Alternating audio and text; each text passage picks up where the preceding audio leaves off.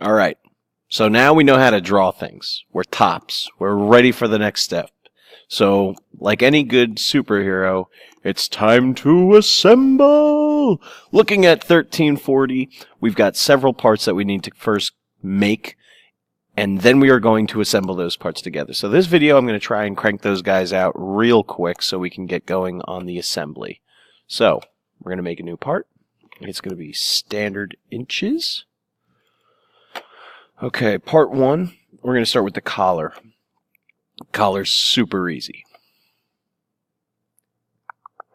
Start my sketch. Boom.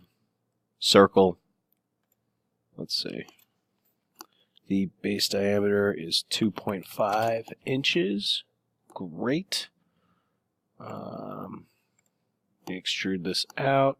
Actually, no, I'm not going to, because that's just a waste of my time. Let's make this a little bit more defined.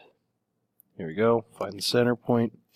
And the inside diameter is, let's see, 1.5.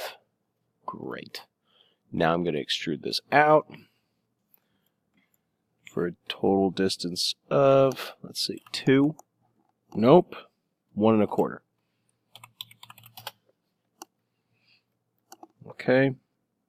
Now what we need to do, we're going to sketch on the bottom. We're going to make a circle. Let's see. Okay. Now if that's 2, that's 2.5, so it's going to be 2.25. Great. I'm going to make sure that it is, what do you call that? Concentric. Excellent. Now I'm going to offset this circle just so I can extrude in.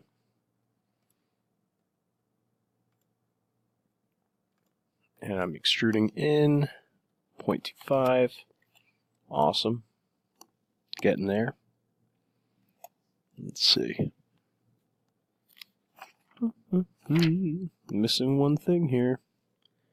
There's a taper on that edge. So I'm going to use chamfer here.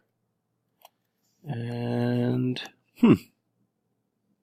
no detail. No money.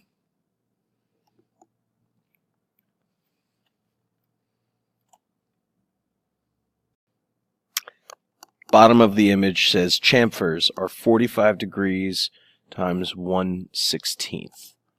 1/16. That'd be 0.0625.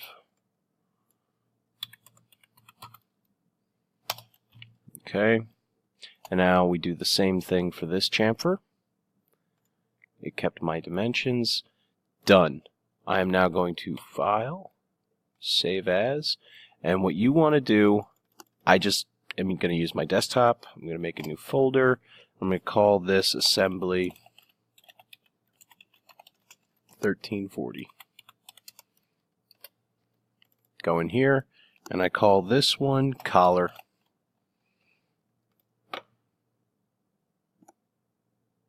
Yeah, continue to save. Nice. Bullseye. Next one. Inches. We are going to make the bearing. Start my sketch. Okay. So for this one, align myself with the top view. And I'm going to pause this because I want to make sure I don't run out of time, and I'll be playing it intermittently. So far what I've done, I've set up all the circles that would go to the bottom. So let me just show you that real quick. Here, I'm using this image and this surface because when I extrude these holes out, if I used this one, it would be too big of a hole and I'd have to add it later on. So instead, I'm going to make the smaller diameter holes and then I'm going to extrude in. So now that I've gotten to this point, I'm just making my lines, doing my rounds. I'm going to make these tangent to the circles that I've made. So I'll just show you one of these.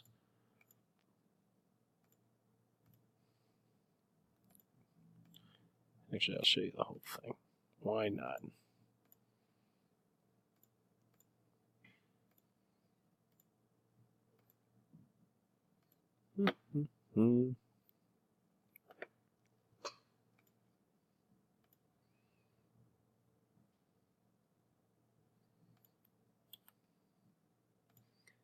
This should be 1.75. Good.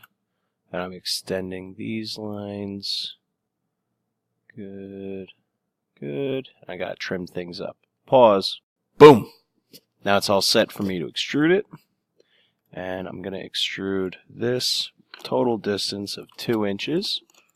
Great. Now I'm gonna start with this top section, extrude that out. Pause.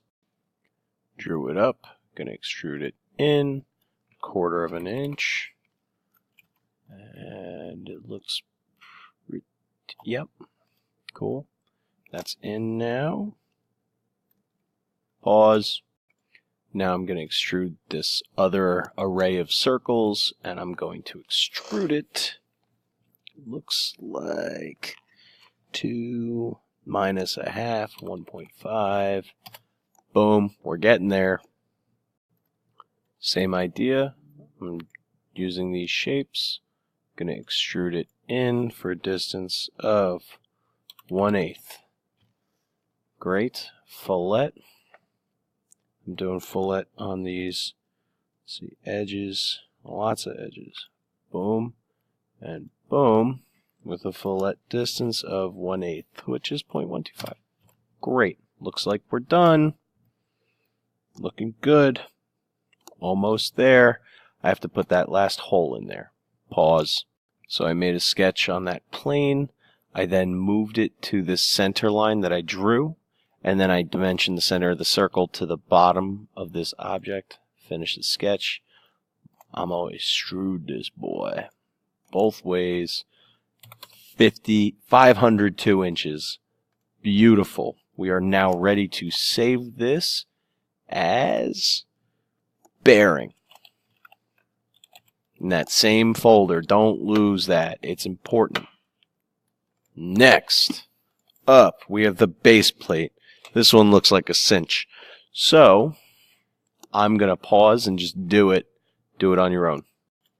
I've made my sketch. I'm going to extrude this for just the base. And here, we're looking at, let's see, thickness.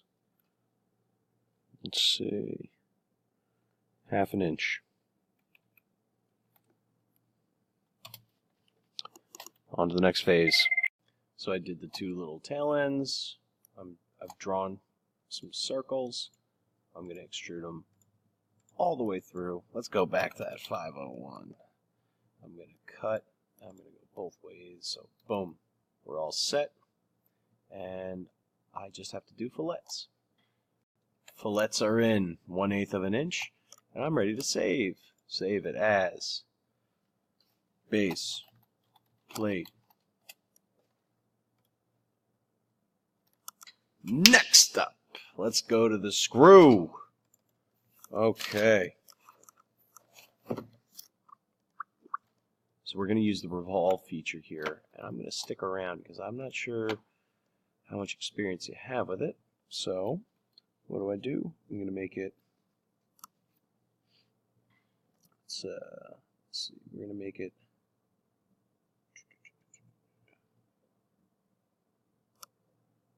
1.12.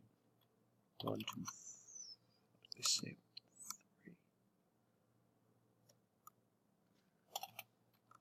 1.13, 1.63. Because I'm adding 0.750 to 0.313, and that should be it. I'm going to continue drawing the profile. Alright, so I've made the profile of half the screw. This, I just guessed. I made an arc between these 2 points. It seems to fit. I don't think it makes a huge difference. I'm going to finish this sketch here. Now click revolve. That's the profile I want. And now I need to choose the axis. That's the area it spins around. So I go ahead. Boom. Beautiful. Full rotation. That's wonderful. So now that I've made this part, Oh dear. I have to put a slot in it. Let me go do that. To make my life easy, I have decided to take the little curved part off, and I'm going to extrude it, and then I'm going to go back and add the curved part. That way I can have a flat surface to sketch on. That's my trick. Alright, so I made the slot, and here I just use the thread command to draw a picture of threads. If you actually want threads that are three-dimensional, you would need to use the coil command, but I'm just doing the thread for this exercise. That's it. File. Save as. And now we are going to call this cap screw. Stick around for part 2, where we then go to assemble these pieces.